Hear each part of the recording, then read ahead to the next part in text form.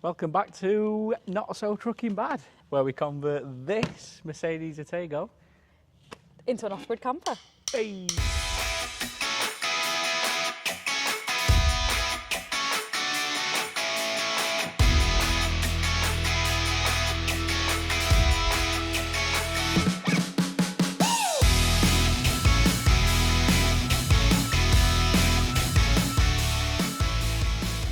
So guys, welcome back.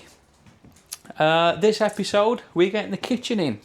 So we've got our L-shaped kitchen going in this space here. We're going to make all the units and doors ourselves because we want to make the most of the available space. So let's go and give you a little look of how we're going to do it. We've got some of this MFC. So off-white MFC, and this is what we're using to build our base units and wall units. So we want a nice professional look. So we've cut as sheets, and what we're going to do is edge all along this here. Stops any moisture getting in to the end grain, and also just makes it look really nice and professional. Now we've got this here. We're lucky enough to have this. This is an edge bander. It basically puts a bead of hot glue along the edge of the timber whilst pressing the edging on and cutting it all at the same time. Now, not everyone is fortunate enough to have an edging machine like that, but what you can do, if you DIY at home, get yourself some of this pre-glued edging. You can get it from B&Q, Screwfix, Wicks, and it's basically edging whatever colour you want with adhesive already on the back side. So what you do, you get yourself an old iron or a cheap iron, heat it up. Now this isn't heated up, it's just for demonstration purposes. But you put your edging on, you go along with your iron until you see your glue melting at the back, and then you can move along and you can do the full edge.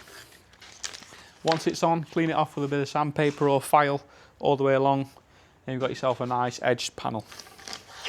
Top tip. We don't need that, we've got the edging machine. So let's get that on and give you a look.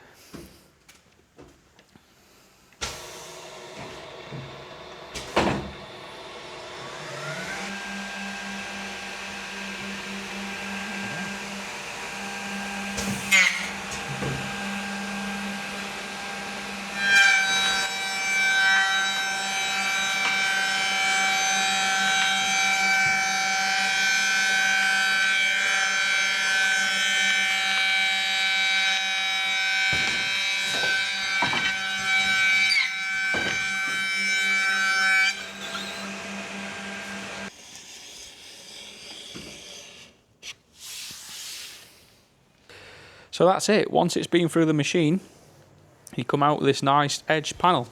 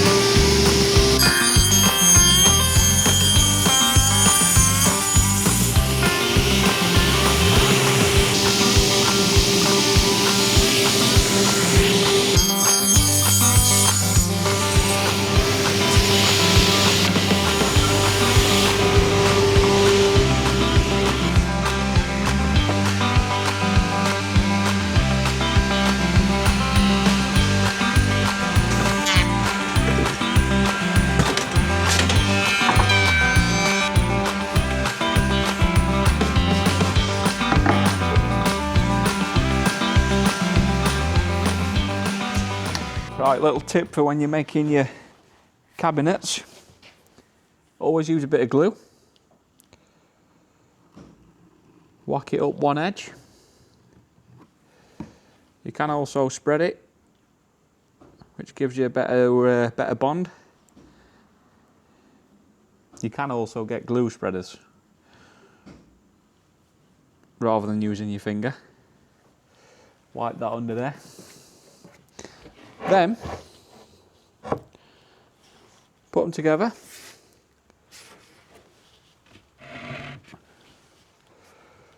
You can get corner clamps for these as well, which hold it for you. But put it together, keep it flush on that edge. Always drill and countersink it if you can. Smaller drill than your screw. This helps to stop the wood from splitting.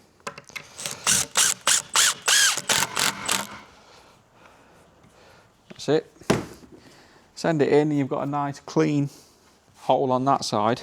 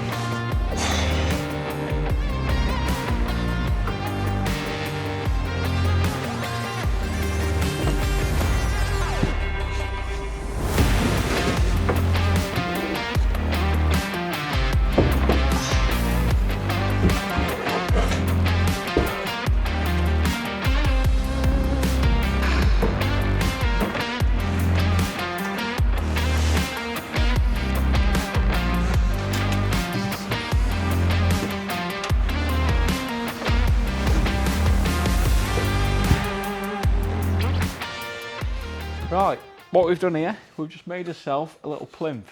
Put a couple of fixing blocks in, as you can see. So this is going to sit in the camper on the floor, and then our unit is going to sit on top of this. If you remember, we've got the Truma heater duct in there, so the ducting is going to come out within this plinth as the heating, and that's it.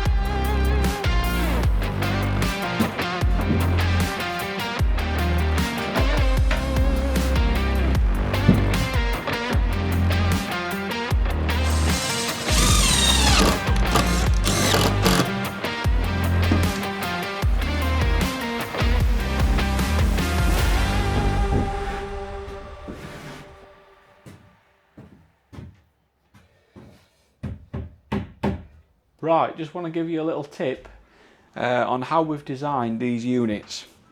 So if you look, if I bring you in closer, come on down here. Right, so this is going to be a corner unit. We're going to have an infill panel in there. Services are going to come in through the back, and that's going to be in there for a sink.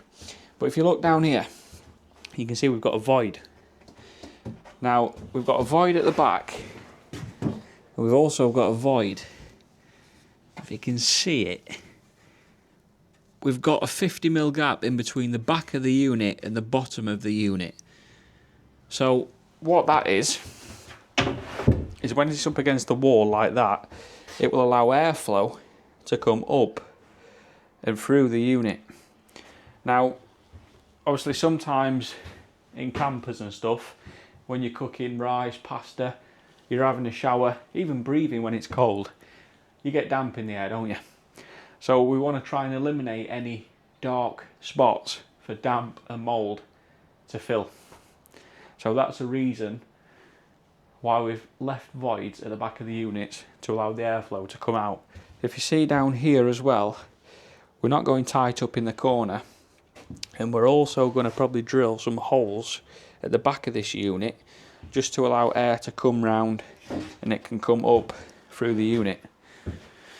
We've got a little Truma heater in there. We're going to put a plinth on there yet, a finished plinth. So that's the reason that's not fitted yet. That's a space for his washing machine in there. So we'll whack some infill panel in there, some end panels, and his washing machine will go in there. Oven. And now we're going to get building these two units here. Johnny's bed and a little bin unit. So we're about to make Johnny's bed. Johnny's bed / drawer. And we're going to use some of this iron-on edging that we spoke about earlier. Simply because where the plinth is on the kitchen, we want that to be a drawer that comes out so Johnny can have his water and food in there. So we're going to create a drawer under the plinth and then a drawer on top. And we're going to use some of this iron-on edging to hide this raw edge that we've cut out. So we've got his iron on. We've had this heating up for a bit now, full temperature. We're just going to go on, start at the top, and you should see the glue starting to bubble out. And just work your way along, pull that down, get rid of that. So what we're going to do now, get us planer blade. You want to try and go in towards the panel rather than away from the edge. And just scrape it off like that. You can also use a chisel if you wish. So again, keeping it flat like that, and clean that edge off like so. And then if we clean that,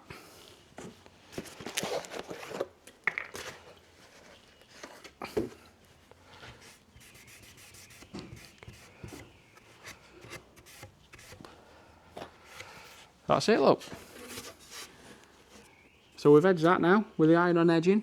So we're going to do the other side and we'll screw his bed together.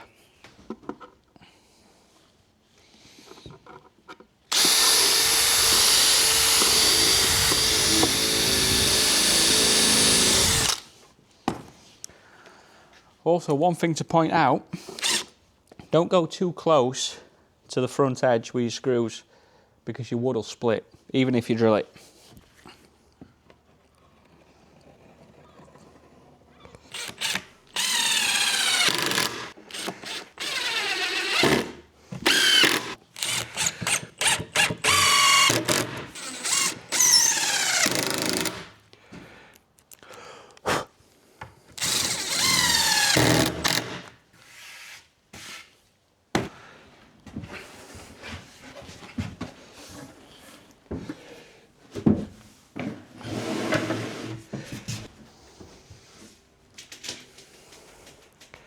Beautiful.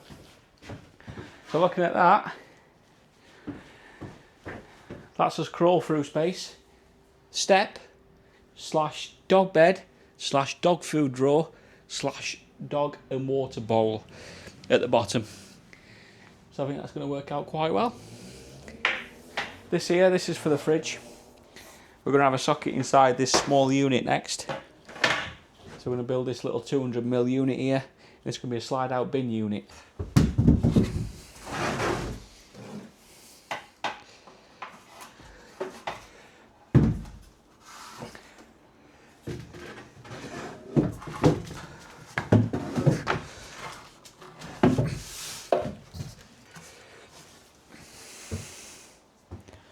Well, what do we think?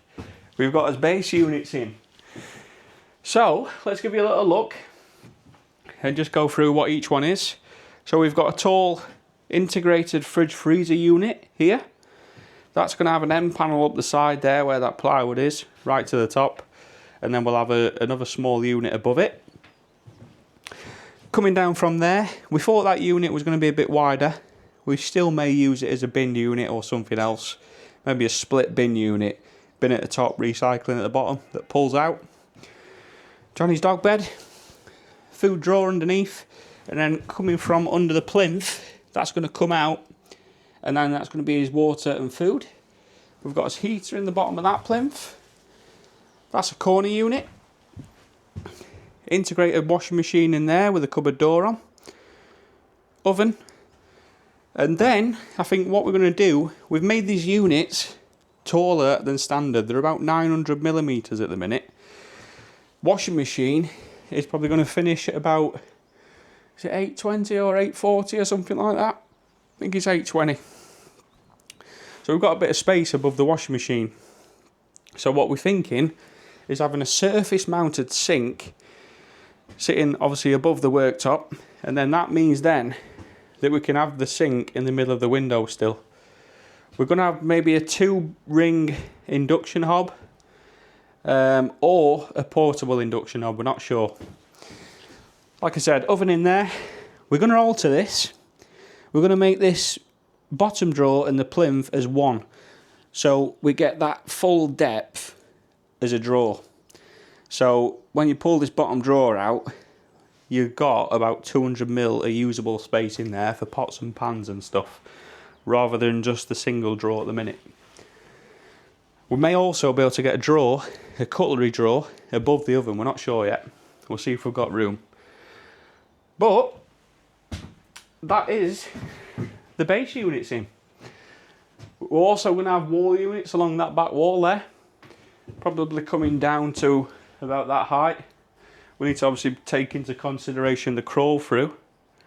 And then what we're also going to do with the crawl through is just line it out, probably a 3" by 1" frame, timber frame with a door on it.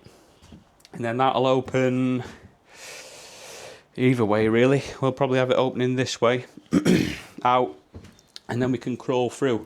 Oh, as well, what we're going to do, obviously we've got this space. We're going to have a worktop on here, but the worktop is going to be hinged and it's going to lift up and then going to be secured under the wall units there.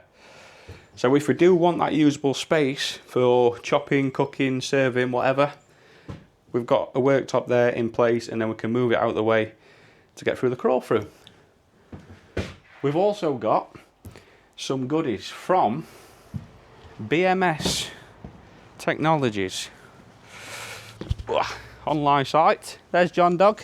What you got to say for yourself, John? He's tied up because as soon as he sees someone, he runs off. But we've got these. We've got these arrived. These are from BMS Technologies, and as you can tell, it's for the electrical system. We've also got in the garage some batteries, and they were supplied to us by a company, free of charge.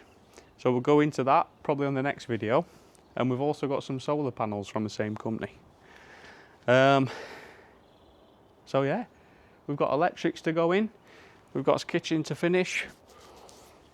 I think this is going to be part 1 of the kitchen. Part 1. Then part 2 will be building the wall units and the doors, and we're going to make the doors out of moisture resistant MDF, and we're going to spray them. And they're going to be cream. We've got a vision for the kitchen. We're not saying too much just yet, but it's going to look good. So, if anyone's got any questions, please drop it in the comments. Maybe it's time we do a Q&A. And also, if you're wondering where Amina is, she's at work, doing busy all week, so she's not had a chance to come down. So, look at this.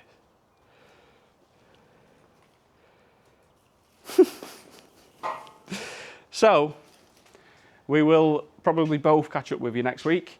But thanks very much for watching. Don't forget to like, comment and subscribe if you like what you see for more build series. Goodbye.